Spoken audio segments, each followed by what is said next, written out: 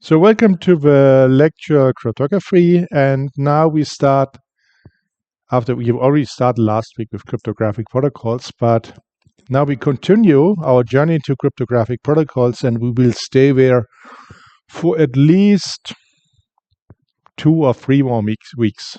And then we will see whether we can start with a new topic, because that's a very interesting field which was born from recovery of asymmetric cryptography, and you can do things that are hard to explain to somebody who doesn't know how it works. So last time we already presented a very straightforward cryptographic protocol. So what is a protocol? It is an exchange between participants. The protocol says that you have some possibilities to choose from. If you don't adhere to the protocol, you're breaking the protocol, and then you have to do something. Protocols are it's the tool that we use for computer networks. So if you open a connection, you close a connection, and so on. But here we are adding to the normal messages some cryptographic magic and messages which tell what to do. So in this protocol, this is the famous Diffie-Hellman key exchange we already had last time. We want to establish a shared secret key between Alice and Bob, and the problem is that the eavesdropper is somehow between this communication. So that's a typical assumption that somebody is watching the channel, and what we do is the following. So this is done over this residual field of Z star P. And Alice starts with a random number, and also Bob starts with a random number, which are partial information of the resulting key. And so what they do is they use this one-way hash function, this one-way function of g to the a modulo p, so g is also known, and sends it to Bob. So, and Bob is sending another random number, sends it back, and then what they do is they take this message of g to the b, which we can call pb to the power of a modulo p. That is what Alice is doing, and Bob is doing the same. Is using pa to the power of b and uses the secret key modulo p.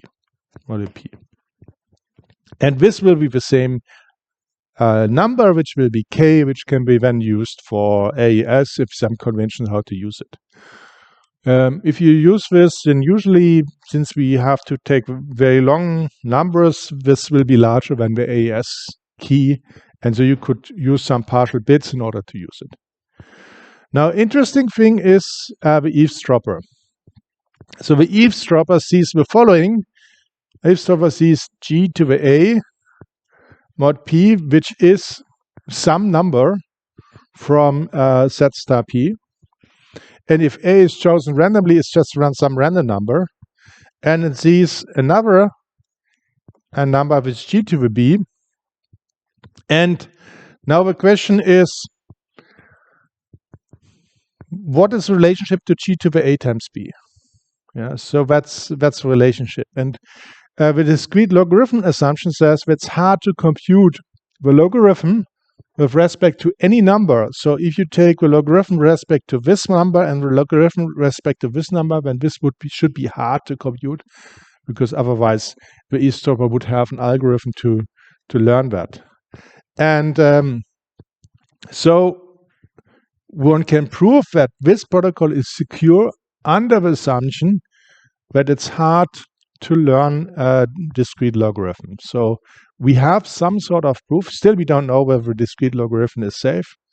We know that there is a quantum algorithm for it to compute it, but we also know that the quantum computers are not big enough to perform these calculations. So this is pretty much safe at this point. And this is also done in practice. In practice, you can use the Diffie-Hellman key exchange, or you could use an alternatively the same thing using elliptic curves. And for elliptic curves is sometimes you see elliptic curves presented in the same notation as here, so like a power. We know that elliptic curves multiplication is not really a multiplication because the plus operator is not a plus operator. It's this very strange thing where you have this kind of curve and you have A, B, and then you have here A star B, and then you take the inverse and you end up here at this point with A plus B. So very strange operation, and this is for real numbers. We don't do this for real numbers, we do this for with extension fields over a finite field. So that's very strange situation. However, what we do is we still can use this notation because it's an abelian subgroup. We start with some random number, like before, both parties. We compute this public message, which is A times Q, which is a one-way function. Do the same thing on the other side. And then, so you send this to both sides. So here on the channel, you have P to the A, you have P to the B. And then at the end, you have, you're multiplying this one with the secret. So you multiply A times PB. And here you're multiplying B times PA, because that's the thing that you receive from this party. And so you get to the same number because you can flip the multiplication. And the multiplication is really multiplication of integers, although we know that you can choose the elliptic curve in such a way that you also get a prime number field. Okay, so far so nice. One could now again say, what have you learned from that? So basically on the channel you have seen 2 points of an elliptic curve.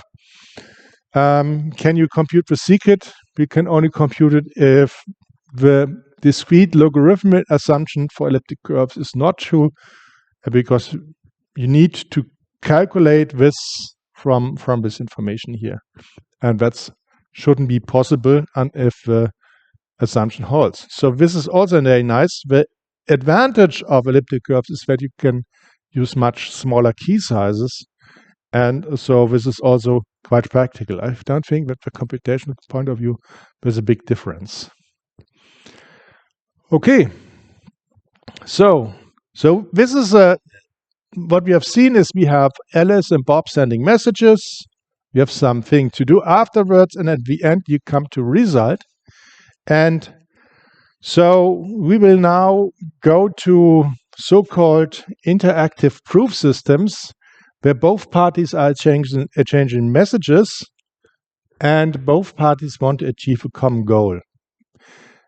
Both parties could be cheating, and we also have a problem that the channel is maybe supervised.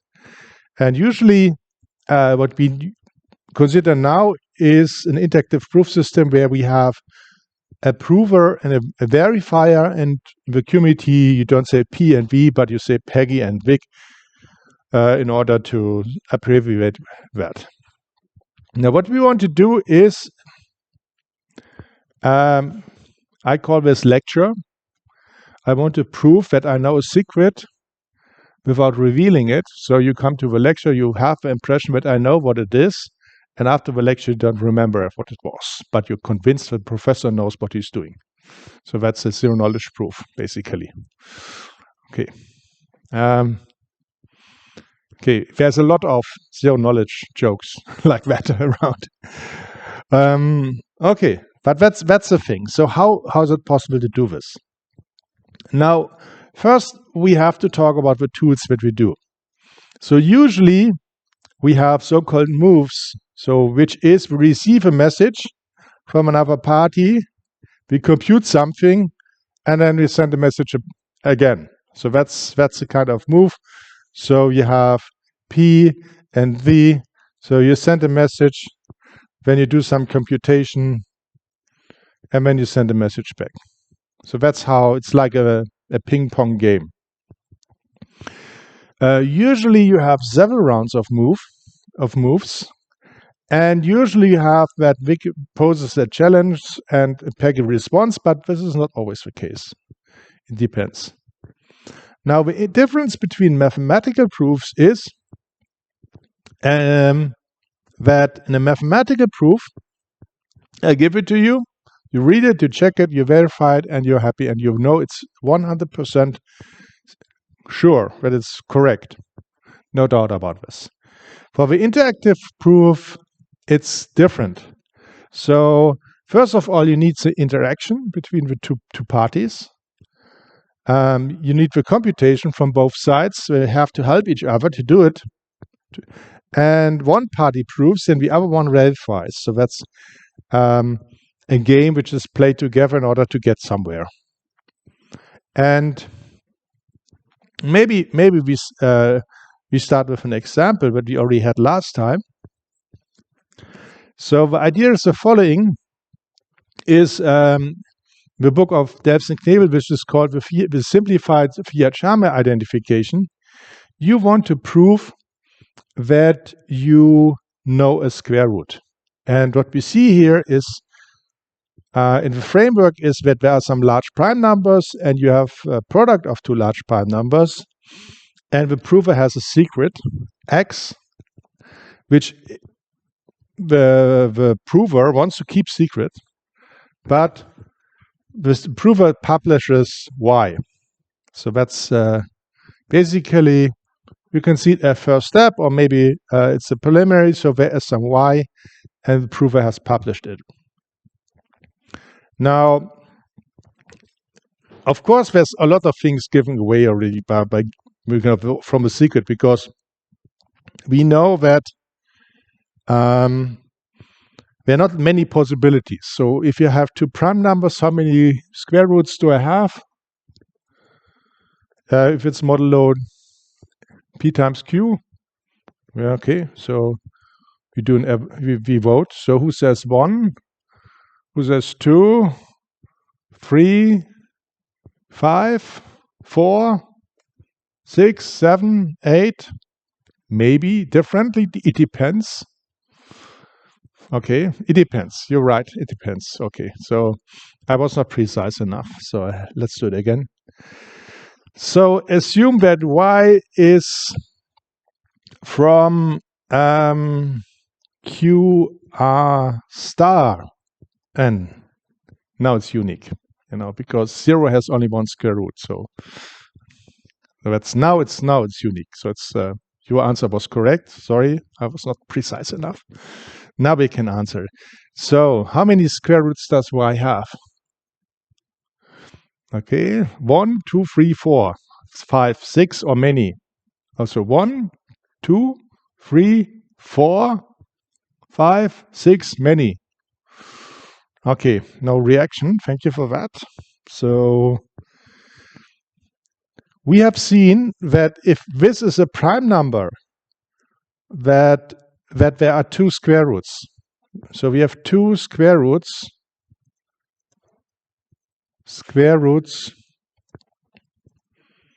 modulo p if this is a prime number. Right? It doesn't write anymore.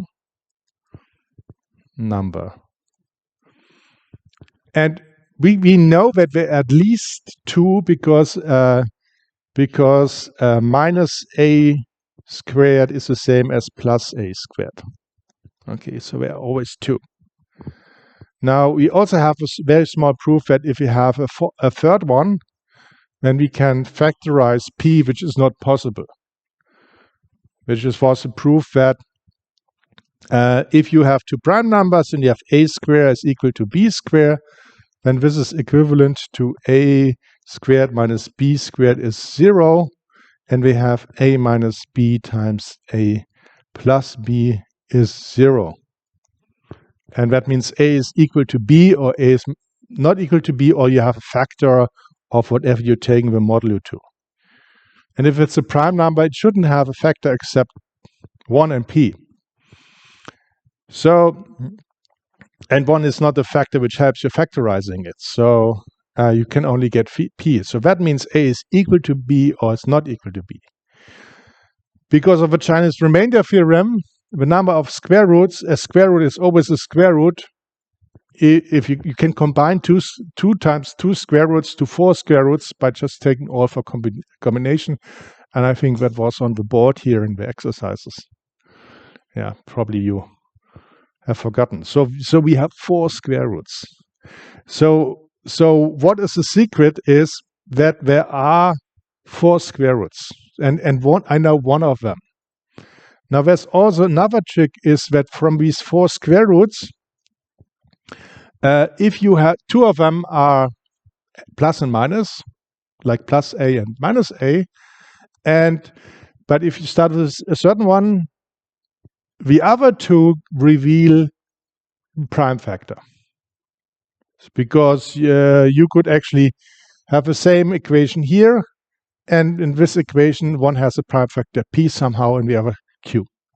So that is the danger of publishing a square root. So if you publish a square root, you could give away your prime factorization, which you want to keep secret. Okay, so he's publishing y, and he knows x. There are 4 possibilities now for x, and then this protocol, the prover chooses a random number, sends r. No, it doesn't send r. That's something that shouldn't happen. I should read the slides before I do something. And it computes the square of r. So he sends a. Okay, when the verifier sends a bit, which is called e. I want to have a straight. So this is e. And then, depending on what e is, the prover sends some b. Okay. And then, in the end, the prover verifies 2 possibilities here and tries to find out whether this is correct or not. That's something we look into more detail later on. Now, at the end, the prover knows that the verifier has a square root of something. Now, if you look at this protocol, we are not asking for the square root of y. So you could say, send me the square root of y. But when the verifier could say, okay, y, the square root of y is x squared is equal to y, problem solved. Now, the verifier is not asking for that, because when the secret is revealed, x should be still secret afterwards.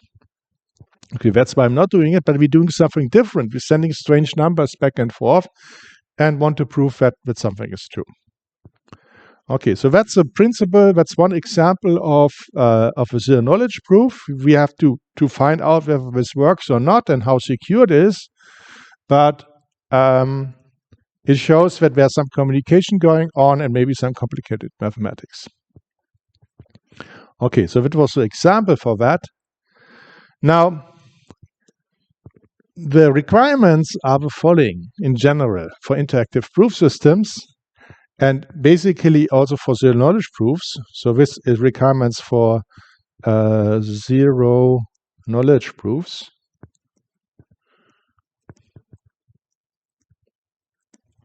I should have put that because there are more kinds of zero interactive proof systems. So one is knowledge completeness. So knowledge completeness means that if the prover knows the secret, the verifier will accept this proof. So in the protocol, it must be specified in such a way that if a prover honestly knows the secret, does the communication that in the end, if the verifier is honest and keeps up the protocol, will accept it. We cannot convince a cheating verifier who always says that everything is wrong. You know this from your life probably, that you want to convince somebody and the other person is evil, doesn't accept it, then this is not possible. This is convincing completeness is about an honest verifier who actually adheres to protocol. Then we have soundness. So the prover can convince the verifier for some reasonable probability. So if the prover can convince the verifier with reasonable probability, then the prover knows the secret. You know, you could have a verifier who accepts everything and says yes, yes, yes, yes. Probably when you're very good in politics. Yeah, but you should, as a verifier, you should be only convinced if a prover really has stated the truth. So it's not enough to say yes, the prover has to know it. So here the question is also reasonable probability, because that weakens the statement. So in a mathematical proof that this is not even probability 1, which is more, it's true. So there's a difference between probability 1 and 2, but which is not important right now. But here reasonable probability could be something which is probably approaching 1 maybe. So this protocol is under attack from different persons. And first of all, there is the outsider who's looking at the channel and trying to get out some information. But also the prover and verifier could be dishonest. So the prover could claim to know something and doesn't know it at all. And the verifier could try to get out some information out of a protocol by making challenges which get some information out of maybe the secret or something. So if they are honest, we call them honest verifier and honest prover. So a cheating or dishonest prover doesn't know the secret. So just try to prove something without knowing it and tries to convince the verifier anyway. There are certain, I think this is, you go to a rhetoric seminar, you learn how to do that you convince somebody and you don't know the secret and you don't know the truth, but you have good arguments that everybody will follow you. Yeah, so that's and that's the other reason why I don't participate in public discussions, because basically you're dealing with dishonest provers who don't know the facts and just try to convince the audience at some point. And they're tricks and they're working. Now, everybody of us probably would have been convinced of something which was not true. And we thought it was true, and at some point we found out it was not true.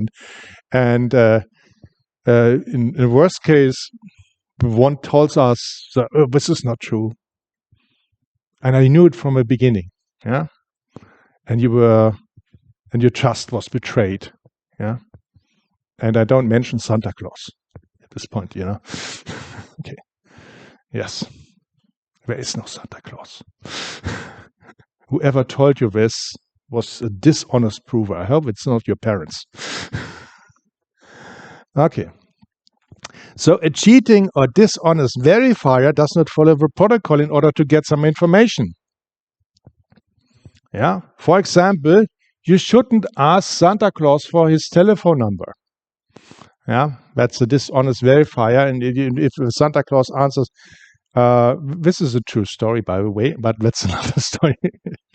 Don't dive into that. In order to get additional, so you should, maybe you don't adhere to the protocols. This is also a common attack on many protocols where you have this attacks where you have a powerful communication tool and you actually enter some commands and like, give me your secret key, and the protocol is badly programmed and just follows any rules and gives the secret key. So that's why we need protocols which adhere something. And so why do we do it? So a very common application for now is identification. You want to show that you know the secret key or you show a certain secret.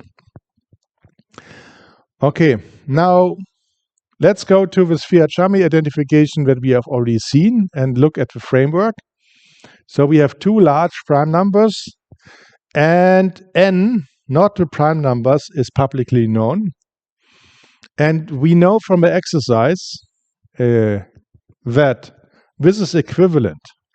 So if you factorize, then of course you know p times q, And if you can consistently compute square roots, you can factorize it.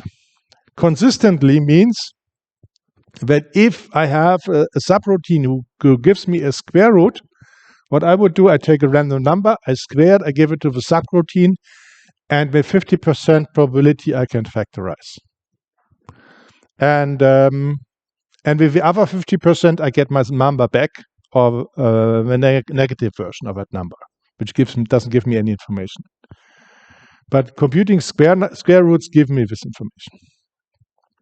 So knowing a single square root is not equivalent, because you can make up any square number and you get this square root because you could just square number. Okay, so the goal is you want to prove that P knows the square root y of y squared. That's wrong. Square root. That's actually I changed notation. Knows the square root x of y is equal x squared mod n.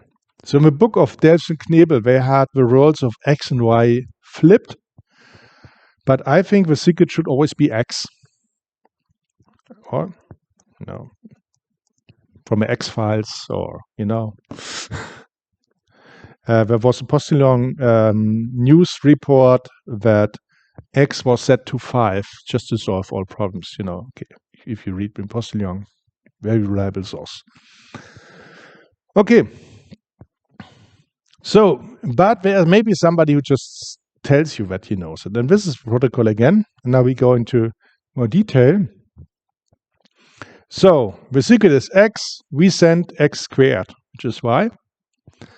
Now we do something strange. We choose a completely random number r as a prover and square it and send it.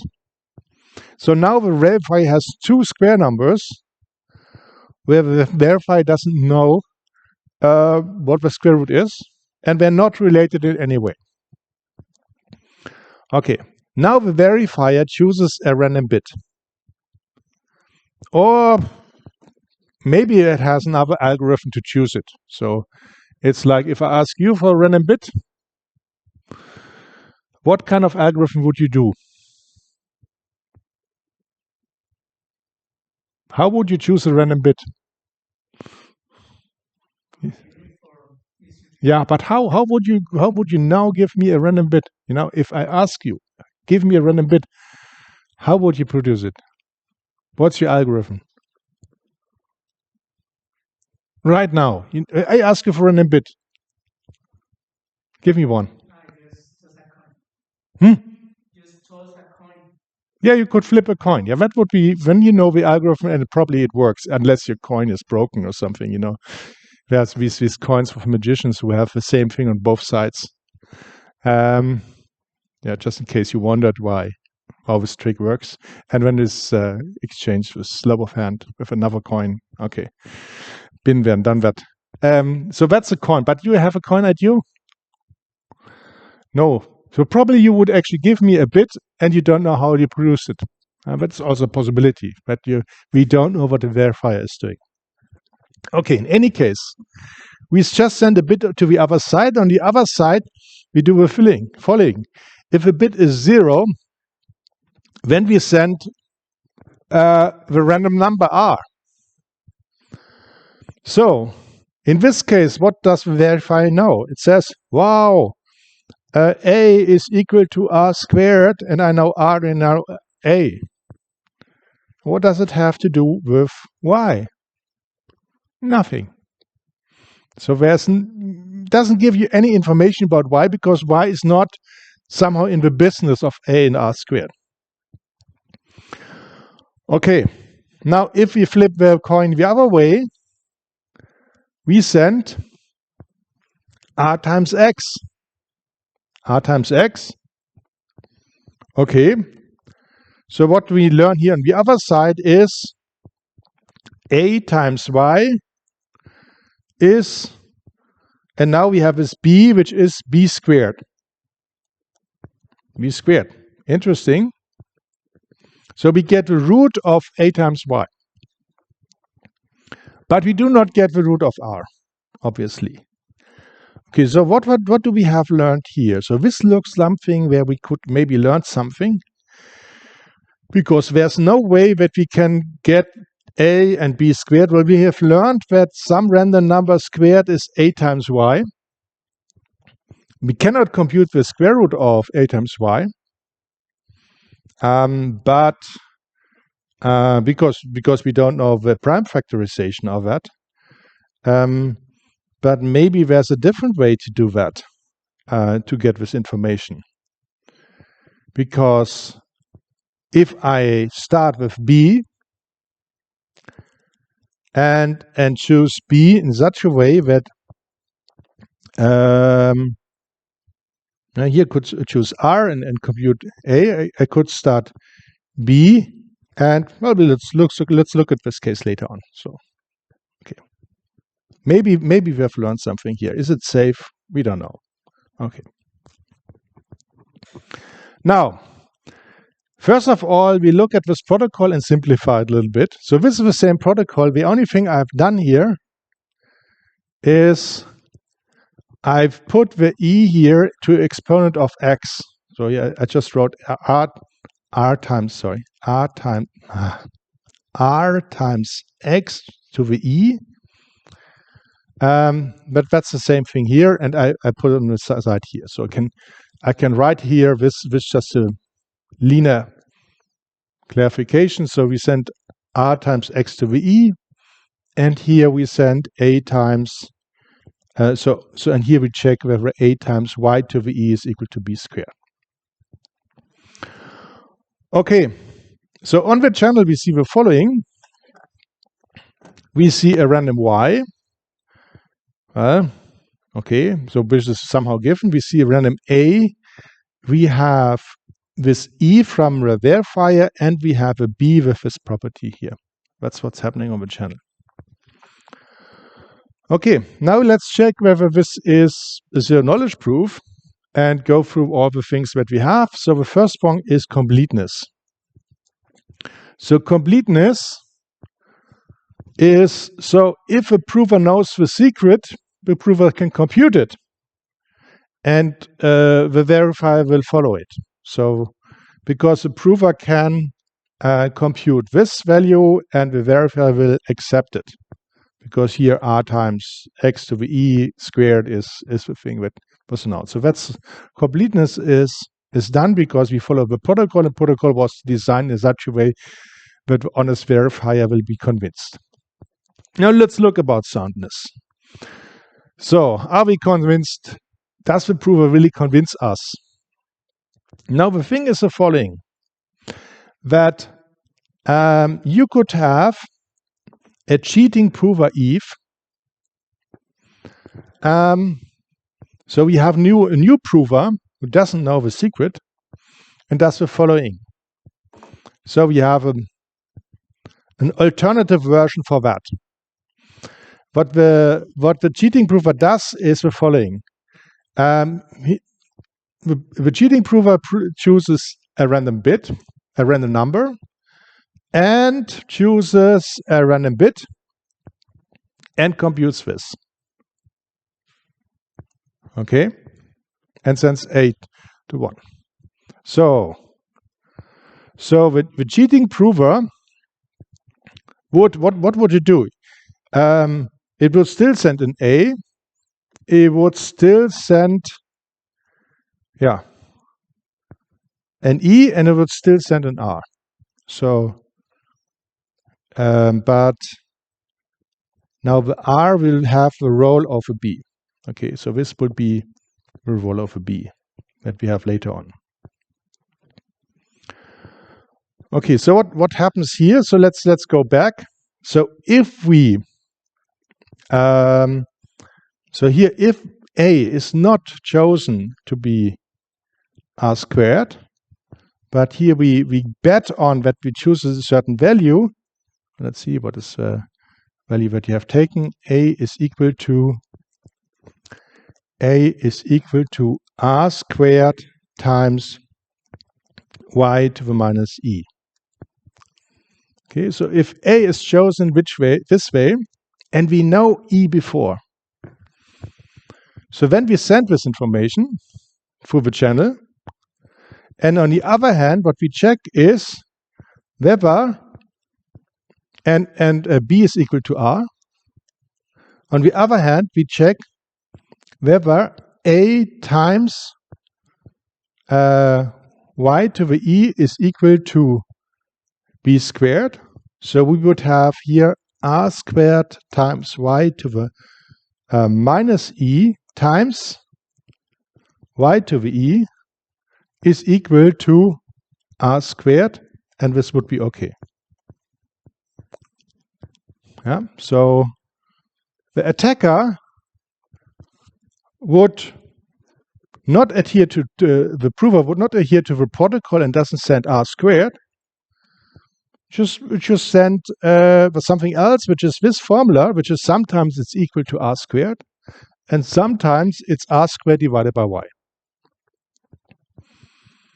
Okay, and this always does the test, and it always does the test if this choice here is the same. If a choice is different, then the test fails, but if it's the same, it works.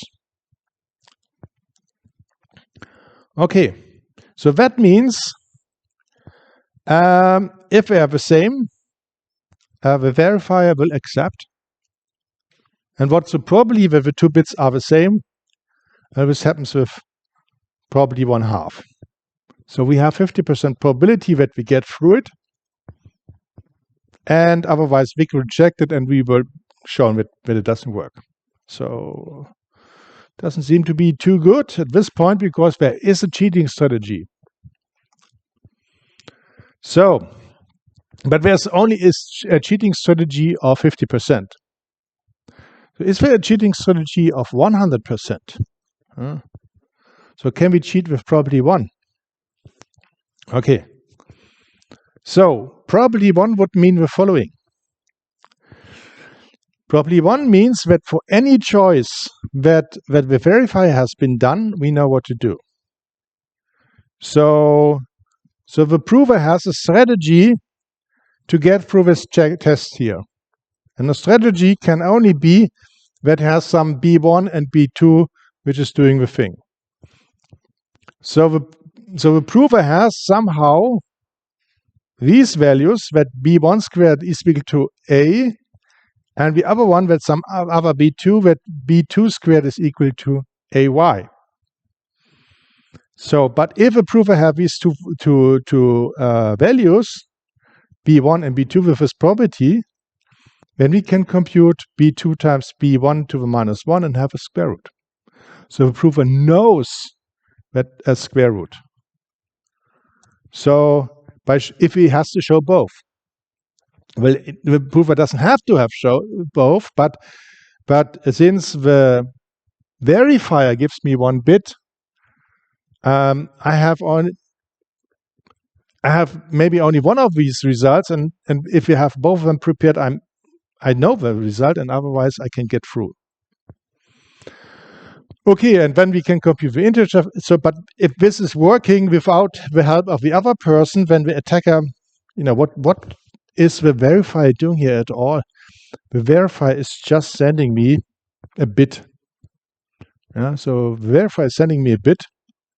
I don't need a verifier for sending me a bit, which I ignore later on. So it means the prover has an algorithm which computes the integer factorization of n. That is what's happening. So this proves that if the prover can fool the verifier, then the prover could also factorize n. And that's the security of a simplified Fiat-Charmy identification. That we can prove that this protocol is leaking information to the verifier, or is actually somebody is trying to pretend. No, somebody tries to pretend to compute square roots. Means that he can't do square roots. We can prove you can do this if you want. So that was soundness. Now, if you look from a verifier's point of view, we know that probability of 50% the prover has a chance to cheat. We even have a cheating strategy for a prover, and this is definitely too high if you want to bet money on it. So what we do is for T rounds, and if you do it for T rounds, the error probability goes down by a factor of 2, because every time you get new random numbers, and the probability that it will be independent from the next round, and so you go down with 1/2 times 1/2 if you place for T rounds, and so on. And you get to the minus T. And just to illustrate that, so if you want to have a probability of 1/1,000,000, you have to play 20 rounds. If you want over 1,000,000,000, you have to play 30 rounds. And if you have a lower probability, then you shouldn't go outside anyway, because you will be struck by lightning twice. Okay. So we have to do this. So this is the big disadvantage. We have to do this for some rounds. And so we have to also send a lot of communication at some point. Now, the security from a prover's perspective is the following, that we can show that the prover only communicates that she knows the square root of y. And we can show that because of the zero knowledge property. What does it mean formally? So the zero knowledge property means that there is an algorithm which produces this information without the prover. So we can reproduce this information, and we don't need the knowledge of a prime factorization and so on. So that means any outsider who's just looking at this can do the same communication. So basically you get some communication which makes sense at some point, but you do not need the secret knowledge to do the communication. And you can also maybe use a verifier to make some choices in order to do that. But this should prove that the prover does not reveal any information if there's no communication going on. And it's not even hard to do this for an honest verifier. So what we do is the following. So let's look at this following algorithm. So what we do is the algorithm wants to emulate the channel. So what's on the channel? Let's go back and look at the channel. So, okay, so we already know y. We don't have to reproduce y. We have A, E, and B. Okay. So what we do is we start with a random B. Then we choose a random bit E. That's what the honest verifier would do. And then we compute A. And then you present it in the wrong order or the right order. So you first start using B, then you choose E, and 1, 2, 3. Just compute it the other way around. So you produce first the output, then the challenge E, and then the commitment A in wrong order. And then you get a couple of free messages, which has a property, because the property will be, in the end, that, let's see, what do we check? We check that A times y to the E is equal to B. So A times y to the E is equal to B. So, and if I plug this in, so A is B squared, sorry. So if I plug this in, that's the choice I have taken. So A is B squared to the power of y to the minus E times y to the minus E is equal to B squared. So, and then this is 1 and it's gone. So this is a case. So verifier would accept it. Which is strange, because what we just have proved is that if you have an interaction between a prover and a verifier, which convinces the verifier that it's true, that we just can do this without the prover. So where is the problem? The problem is that, and this is very important, there is some temporal relationship. So we have A is a commitment. So we say we lay ourselves fixed to this A, and then based on A, the request E comes, which is just a bit, and then we can compute B. So this order is very important: 1, 2, 3. So it's a bad idea if a verifier publishes the secret bits beforehand and says, here, this is how many secret bits, because then the proofer could cheat. But if the verifier holds it back and waits until it received A, then the proofer can wiggle around only the 50% probability. And that's the trick. And that's how we can simulate the channel. So that's what we have done here, because we do it in the opposite way. We start with B, then we also have a challenge somehow, and then we can cheat. Okay, so this algorithm assumes an honest verifier. What is a verifier doing here anyway? Yeah, so how would a dishonest verifier would look like? Yeah, so only possibility what a dishonest verifier can do. Yeah, so of course the verifier could just deny what's doing, but what's the only job of a verifier is sending 1 bit. Yeah, so that's the only job of a verifier. So you could attack the scheme by sending 0 or 1 or 1 or 0, 1, 1, 0, 0. No, I wasn't seeing 0 coming. Okay. So now what we want to do is we want to prove that an outsider can simulate the protocol even for a dishonest verifier who sent a strange series of bits. But for this we go on the break, and you can caffeinate yourself.